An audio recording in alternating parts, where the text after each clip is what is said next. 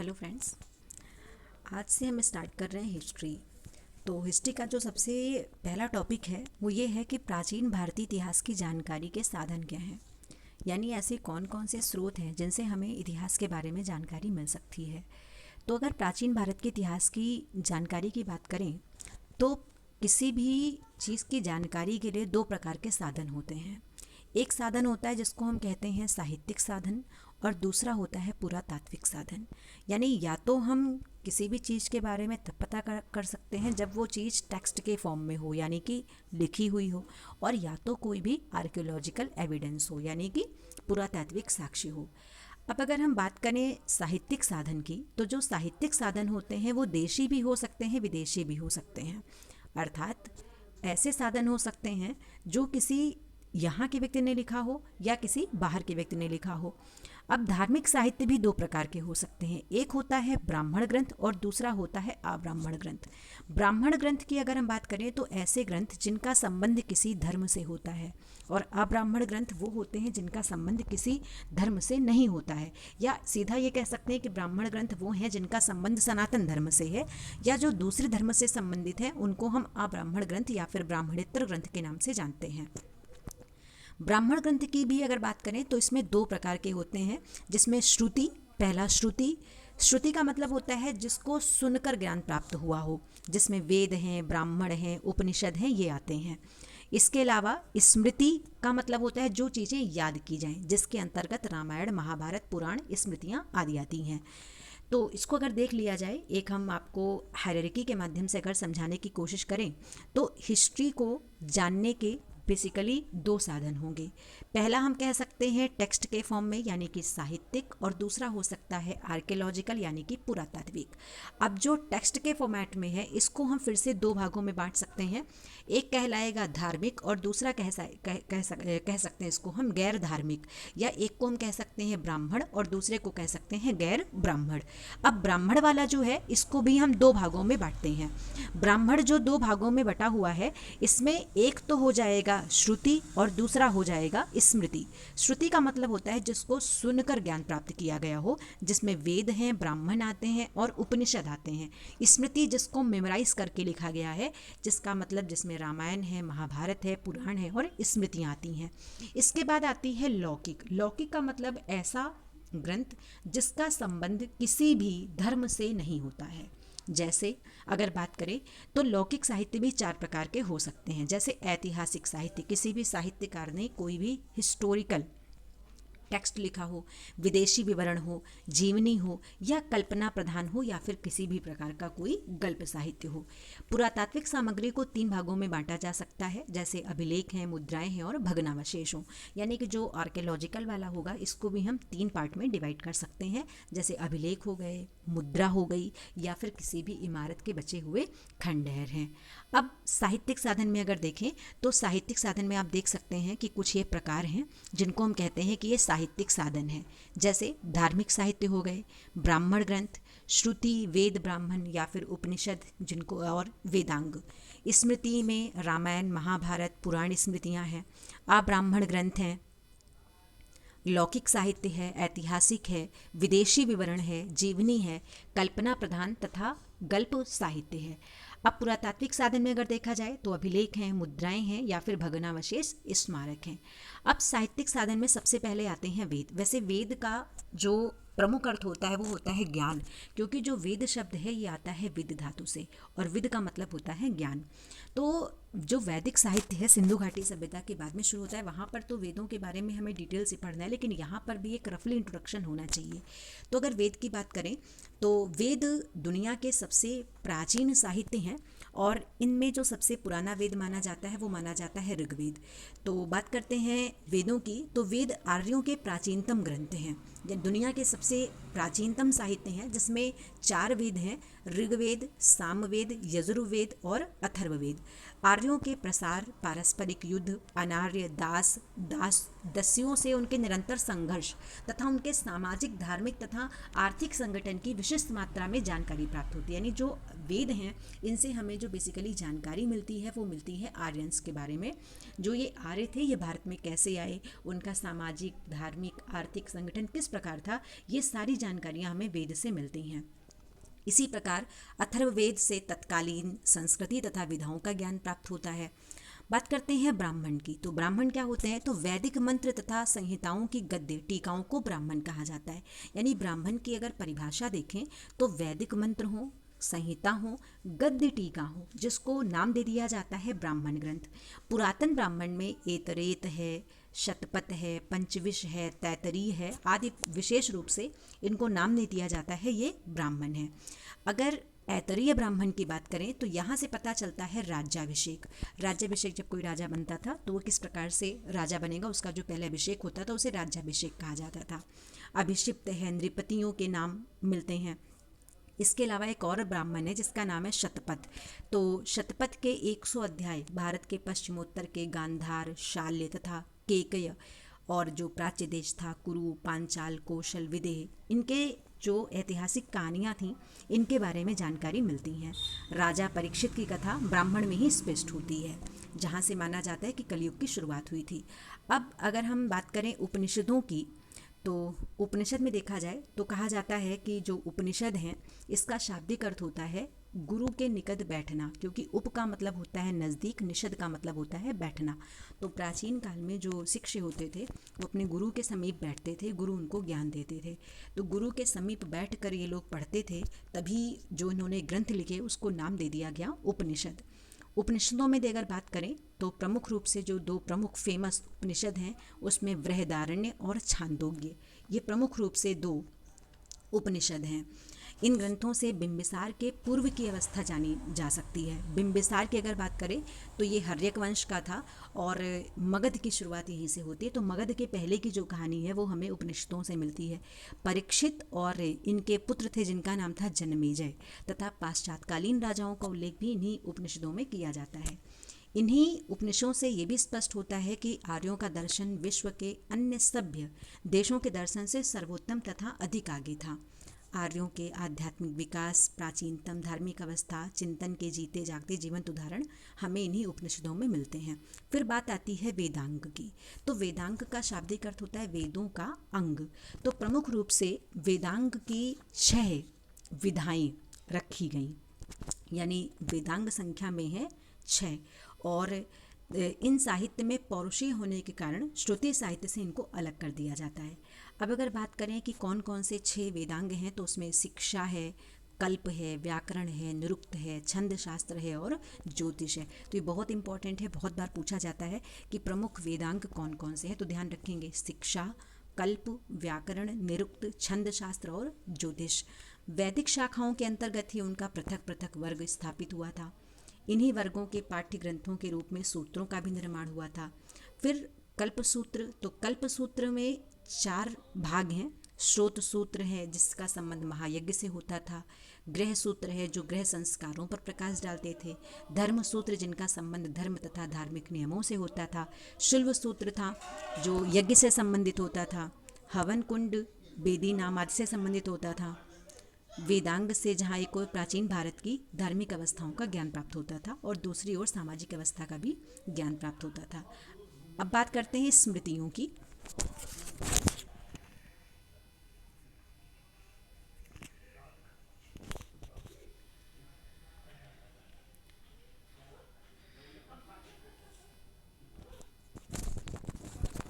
स्मृतियों की अगर देखें तो स्मृतियों को भी नाम एक दिया जाता है धर्मशास्त्र।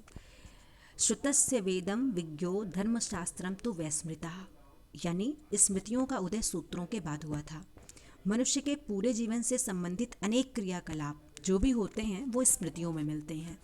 यानी कि मनुष्य का जन्म से लेकर के उसकी मृत्यु तक जितने भी संस्कार होते हैं, तो संस्कार किस तरीके से होंगे, ये सारी जानकारी जो मिलती है वो स्मृति में मिलती है। इन स्मृतियों में जो सबसे पुरानी स्मृति मानी जाती है उसका नाम है मनुस्मृति, जो लगभग 200 ईसा पूर्व से 100 ईसा के आसपास की थी।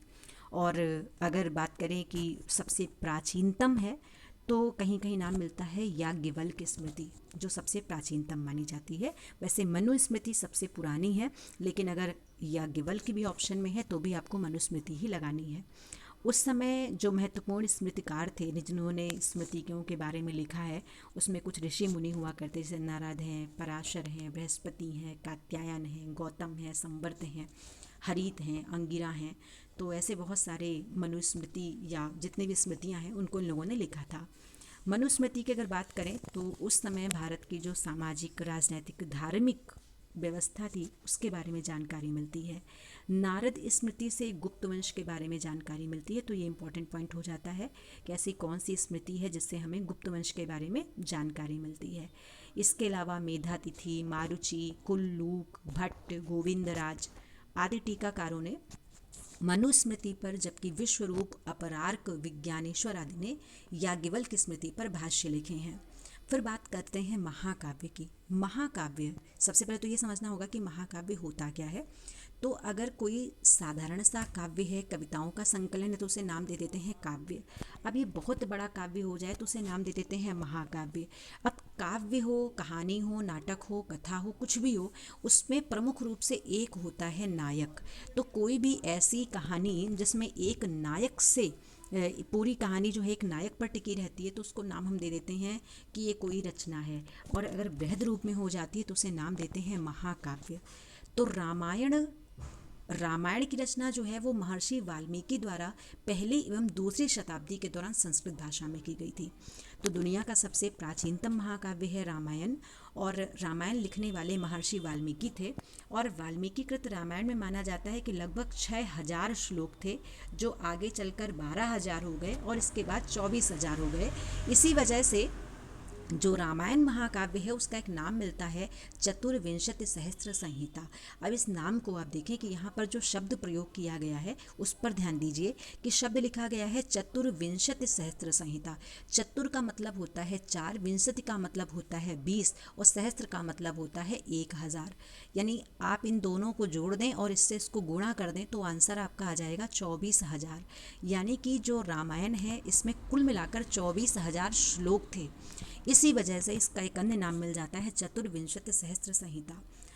इसके बाद जो वाल्मीकि जी ने लिखा, इसमें 7 कांड हैं प्रमुख रूप से। तो कभी कभी एग्ज़ाम में इन 7 कांड का सीक्वेंस लगाने के लिए पूछा जाता है। तो आप देख लीजिए कि इसमें जो कांड हैं, बाल कांड, अयोध्या कांड, अरण्य कांड, किष्किंधा कांड, सुंदर कांड, युद्ध कांड एवं उत्तर कांड, ये प्रमुख रूप से 7 कांड थे। अब इसमें जो सबसे बड़ा कांड है उसका नाम है बाल कांड, और जो सबसे छोटा है उसका नाम है अरण्य कांड। तो आपको ये भी ध्यान रखना है, एग्जाम में ये भी पूछा जाता है। एक चीज़ मिसिंग हो गई है, ये जो किष्किंधा कांड है ये सबसे छोटा है, सबसे बड़ा बाल कांड है और सबसे जो छोटा है उसका नाम है किष्किंधा कांड। इसके आगे अगर बात करें तो रामायण द्वारा उस समय की राजनीतिक, सामाजिक, धार्मिक स्थिति का ज्ञान होता है। राम कथा पर आधारित ग्रंथों का अनुवाद सर्वप्रथम भारत से बाहर चीन में किया गया था। तो ये भी पॉइंट आपको ध्यान रखना है कि रामायण, कोई भी ऐसा ग्रंथ जो भारत का हो और पहली बार किसी दूसरे देश में जिसका वर्णन किया गया तो वो देश था चाइना। और एक व्यक्ति हुए जिनका नाम था भूशुंडी, तो इन्होंने रामायण को आदि रामायण कहा था। फिर बात हम करते हैं महाभारत की। तो महाभारत, महर्षि व्यास द्वारा रचित महाभारत जो है ये रामायण से भी ज़्यादा वृहद है। इसकी रचना मानी जाती है कि ईसा से 4वीं शताब्दी के आसपास हुई थी। महाभारत में लगभग मूलतः 8800 श्लोक थे और इस समय इसका जो नाम था वो था जय संहिता। बहुत बार पूछा जाता है कि महाभारत का पुराना नाम क्या था, तो पुराना नाम इसका था जय संहिता, यानी कि विजय संबंधी ग्रंथ। बाद में इसमें जो श्लोक थे उनकी संख्या हो गई लगभग 24000। 8800 श्लोक से इसमें 24000 श्लोक हो गए। और जब इसमें 24000 श्लोक हो गए तो जो वैदिक जन थे उन वैदिक जनों में एक वंश हुआ करता था भरत का, और इसमें कहानी आ गई भरत वंश की। इसी वजह से इसको नाम दिया जाने लगा भरत। अब यहाँ पर एक छोटी सी कहानी आपको सुना दें। आपने कहानी सुनी होगी शकुंतला की और राजा दुष्यंत की। तो राजा दुष्यंत और शकुंतला की कहानी पर आधारित कालिदास ने एक काव्य लिखा है जिसका नाम है अभिज्ञान शाकुंतलम। अभिज्ञान शाकुंतलम में ये कहानी मिलती है कि हस्तिनापुर के राजा थे दुष्यंत, इन्हीं का प्रतापी बेटा हुआ जिसका नाम था भरत। तो जो भरत की कहानी है वो महाभारत में मिलती है। इसी वजह से ये जो महाभारत था इसे भारत कहा जाने लगा। और भारत की बड़ी कहानी थी तो बहुत विशाल आर्यावर्त था, तो इसका नाम पड़ गया महाभारत। हालांकि भरत यहाँ पर नाम था जिसकी वजह से इसका नाम भारत पड़ा। और जिस समय ये रचना की गई उस समय भारत को भारत न कह के आर्यावर्त कहा जाता था। कालांतर में गुप्त काल में श्लोकों की संख्या बढ़ गई और इसका नाम पड़ गया शत्र संहिती संहिता। यानी आप देख सकते हैं कि इसका नाम हो गया शत सहस्त्र संहिता। आप अगर इसको देखें तो शत का मतलब होता है 100 और सहस्त्र का मतलब होता है 1000। दोनों का मल्टीप्लिकेशन करोगे तो आ जाएगा 1000। यानी कि जो महाभारत है इसमें रामायण से ज़्यादा श्लोक हैं और इसका नाम हो जाता है शत्र सहस्त्र संहिता या फिर महाभारत। महाभारत का जो प्रारंभिक उल्लेख मिलता है वो मिलता है आश्वलाय गृह सूत्र में। वर्तमान में इस महाकाव्य में लगभग 1,00,000 श्लोकों का संकलन है। महाभारत में कुल 18 पर्व हैं। आपको ये भी ध्यान रखना है, जिस तरीके से रामायण में 7 खंड हैं उसी तरीके से महाभारत में 18 पर्व हैं, तो उनका ये नाम है। तो ये भी आपके लिए इम्पॉर्टेंट है। इसके अलावा महाभारत में हरिवंश नाम परिशिष्ट है। परिशिष्ट का मतलब जो बाद में जोड़ा गया। इस महाकाव्य से तत्कालीन राजनीतिक, सामाजिक, धार्मिक स्थिति का ज्ञान होता है। फिर बात आती है पुराणों की। तो कहा जाता है कि पुराणों की संख्या जो है वो 18 है। तो देखते हैं कि प्राचीन आख्यानों से युक्त ग्रंथ को पुराण कहते थे। संभवतः 5वीं 4वीं शताब्दी ईसा पूर्व तक पुराण अस्तित्व में आ चुके थे। ब्रह्म वैवर्त पुराण में पुराणों के 5 लक्षण बताए गए हैं। उनका नाम है सर्प, प्रतिसर्ग, वंश, मनवंतर तथा वंशानुचरित। कुल पुराणों की संख्या है 18। पुराणों के आप नाम देख सकते हैं: ब्रह्म पुराण, पद्म पुराण, विष्णु पुराण, वायु पुराण, भगवत पुराण, नारदीय पुराण, मार्कंडेय पुराण, अग्नि पुराण, भविष्य पुराण, ब्रह्म वैवर्त पुराण, लिंग पुराण, वराह पुराण, स्कंद पुराण, वामन पुराण, कूर्म पुराण, मत्स्य पुराण, गरुण पुराण और सबसे लास्ट है ब्राह्मण पुराण। तो इसमें आप ध्यान रखेंगे कि जो सबसे ज़्यादा पुराना पुराण माना जाता है वो माना जाता है मत्स्य पुराण। ये सबसे पुराना पुराण माना जाता है मत्स्य पुराण। और इसमें जो विष्णु पुराण है इसमें बताया गया है भगवान विष्णु के 10 अवतारों के बारे में। तो ये जब आगे हम लोग वैदिक काल पढ़ेंगे तो उसमें और डिटेल में इनको पढ़ना है। बौद्ध साहित्य, ये लौकिक साहित्य है, यानी जो बौद्ध साहित्य होगा इसको हम लोग नाम दे देते हैं लौकिक साहित्य का। तो बौद्ध साहित्य को त्रिपिटक कहा जाता है। पिटक का मतलब होता है टोकरी, यानी 3 टोकरियों का संगम। तो महात्मा बुद्ध का जब परिनिर्वाण हो जाता है, यानी जब महात्मा बुद्ध का देहांत हो जाता है, इसके बाद जो शासक थे उन्होंने बौद्ध संगीतियाँ कराई थीं। यानी उन लोगों को बुलाया था जो लोग बौद्ध धर्म के बारे में जानते थे। तो ये लोग आए और इन लोगों ने महात्मा बुद्ध के जो ज्ञान थे उसके बारे में बताया। तो उन्हीं सारी चीज़ों को लिखा गया और लिखने के बाद जो नाम दिया गया वो दिया गया त्रिपिटक। तो संस्कृत शब्द है त्रिपिटक। अगर देखें तो 2 राइटर हुए, वुलर और रीज। इन्होंने बताया कि जो पिटक है इसका मतलब होता है टोकरी। अब अगर त्रिपिटक की बात करें तो त्रिपिटक 3 होते हैं: सुत्त पिटक, विनय पिटक और अभिधम्म पिटक। तो ये कई बार पूछा जाता है कि पिटक में कौन कौन से पिटक शामिल हैं। इसके बाद में कुछ जैन साहित्य हैं। तो जैन साहित्य भी बौद्ध साहित्य की तरह महत्वपूर्ण है और इनको हम लोग लौकिक साहित्य के अंतर्गत रखते हैं। जितने भी जैन साहित्य हैं ये जिस भाषा में मिलते हैं वो भाषा होती है पाली। और जितने भी जैन साहित्य हैं इनकी जो भाषा होती है इसको नाम दिया जाता है प्राकृत। तो जैन साहित्य को बेसिकली नाम दिया जाता है आगम, जिनकी संख्या बताई जाती है 12। तो कई बार पूछा जाता है कि आगम क्या है, तो ये जैन साहित्य हैं। आगम की संख्या होती है 12। आगे चलकर इसमें उपांग लिखे गए। आगमों के साथ साथ जैन ग्रंथों में 10 प्रकीर्ण, 6 छंद सूत्र, 1 नंद्य सूत्र, 1 अनुयोग द्वार और 4 मूल सूत्र लिखे गए। इन आगम ग्रंथों की रचना संभवतः श्वेतांबर संप्रदाय के आचार्यों द्वारा महावीर स्वामी जी की मृत्यु के बाद की गई थी। फिर बात आती है विदेशी विवरणों की कि ऐसे कौन कौन से विदेशी विवरण हैं जिन्होंने हमारे देश के बारे में लिखा, तो कुछ यूनानी रोमन लेखक हैं, कुछ चीनी लेखक हैं और कुछ अरबी लेखक हैं। तो जैसे जैसे इतिहास की क्लासेस आगे बढ़ेंगी वैसे वैसे इन राइटर्स का नाम मिलेगा और इनके द्वारा लिखी गई पुस्तक के नाम बताए जाएंगे। पुरातात्विक की बात करें तो पहले ही बता चुके हैं कि अभिलेख हो गए, सिक्के हैं, स्मारक हैं, भवन हैं, मूर्तियाँ हैं या कुछ चित्रकला हैं। इतिहास निर्माण में सहायक पुरातात्विक सामग्री में अभिलेख सबसे ज़्यादा इम्पॉर्टेंट हैं और अशोक ने भारत में अभिलेख बनवाने का काम शुरू किया था। अब ये अभिलेख कई प्रकार के हो सकते हैं, स्तंभ के रूप में हैं, शिलाओं के रूप में हैं, ताम्रपत्रों के रूप में हैं, मूर्तियों के रूप में हैं, गुहाओं में हैं। और अगर हम सबसे प्राचीनतम अभिलेख की बात करें तो एशिया, मध्य एशिया का एक भाग है जिसका नाम था बोगज गोई, वहीं पर एक अभिलेख मिला था और इस अभिलेख में इंद्र, मित्र, वरुण, नासत्य इन देवताओं का भी नाम मिलता है। तो बहुत बार प्रश्न पूछा जाता है कि सबसे पुराना अभिलेख कौन सा है, तो आपको बताना है बोगज गोई। कहाँ से मिलता था, तो मिडिल एशिया से मिलता है। फिर बात आती है चित्रकला की। तो प्राचीन भारत के समय जो चित्रकलाएं लिखी गई थी, चित्रकला बनाई गई, तो जिसमें अजंता की जो गुफाएं हैं वहाँ से हमें बहुत ही सुंदर चित्र देखने को मिलते हैं, जिसमें माता और पुत्र का शिष्य होता है, मरणासन राजकुमारी का चित्र है। तो बहुत सारी चीज़ें हैं जो हमें जानकारी प्राप्त होती है यहाँ से। तो ये हमारी हिस्ट्री की आज पहली वीडियो है और कल हम लोग इतिहास का एक दूसरा चैप्टर देखेंगे। तो आज के लिए थैंक यू।